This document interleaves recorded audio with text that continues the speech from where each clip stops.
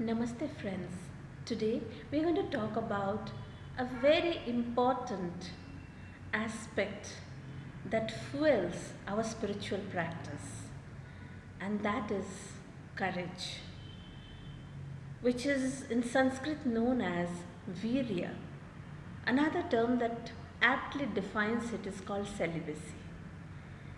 Now, celibacy has always been equated with sexual abstinence, but here in a spiritual journey, it means much more than that.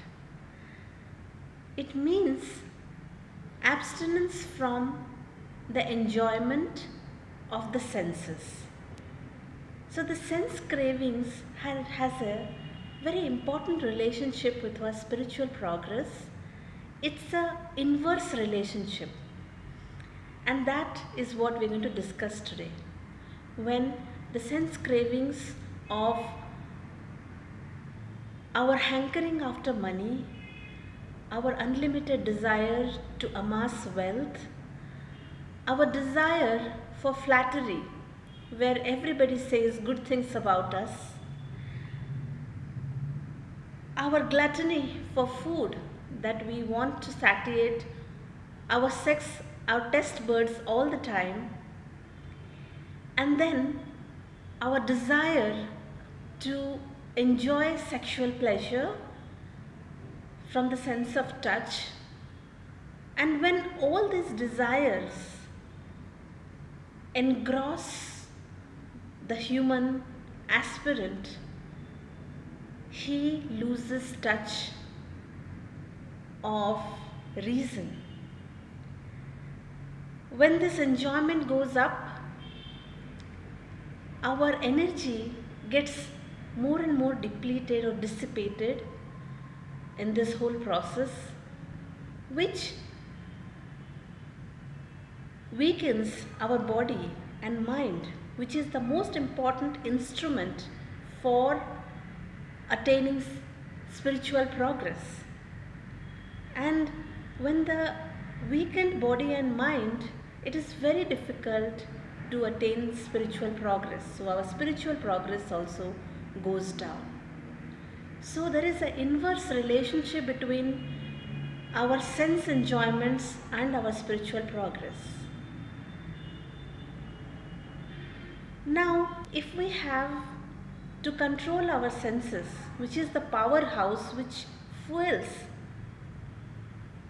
our drive, our actions towards spiritual progress, we would understand that when control of the senses goes up, our vitality goes up, our body's strength goes up, and our moral courage goes up.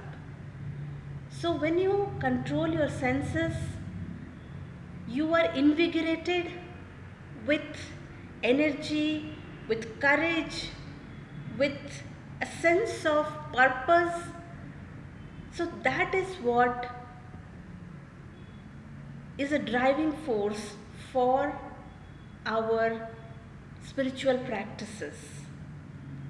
So the control of the senses is extremely essential both for the mind and body to be energized to go further. Now, how does this giving up of our sensual pleasures help? Well, it works in these four dimensions, which is the vital essence, which results from our control of sensual drives and sensual activities.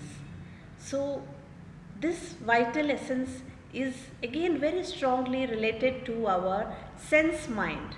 So, when the vital essence goes up, our sense mind comes under our control.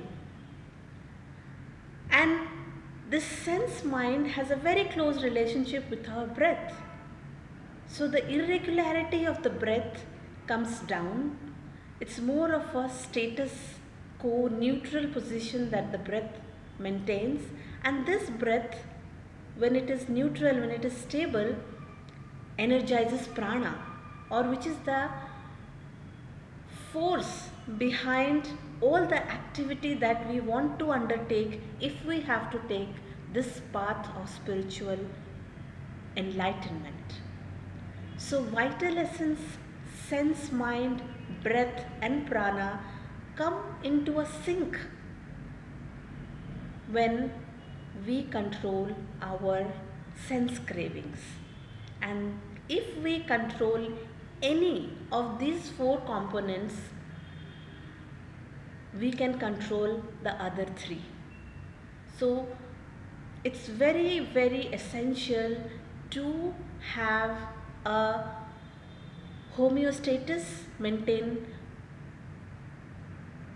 through the control of the sense cravings, where our vital essence goes up, our sense mind comes under control, our breath becomes neutral and normal, and then our prana goes up. All these are extremely essential in our spiritual practices. Now, conservation of this vital essence is the route to self-realization. So most importantly, for controlling our desires, for controlling the enjoyment, the abuse of our senses, we have to first start with our sadhana, which starts with a technique that suits each and every individual. So there is no hard and fast that only meditation works or only chanting works. There are other kind of practices. Whatever suits you, choose the right technique and keep at it. Do it sincerely and consistently. And progress is quick if these four components of vital essence, of our sense mind under control, of our breath under control, and prana energized, if all these four components are controlled simultaneously, progress is sure to come and quick to come. And use of this vital essence is extremely essential for our sadhana. And then self-realization will not be a far dream. I wish all my brothers and sisters and myself loads of strength to persevere, to energize, and to act. Namaste.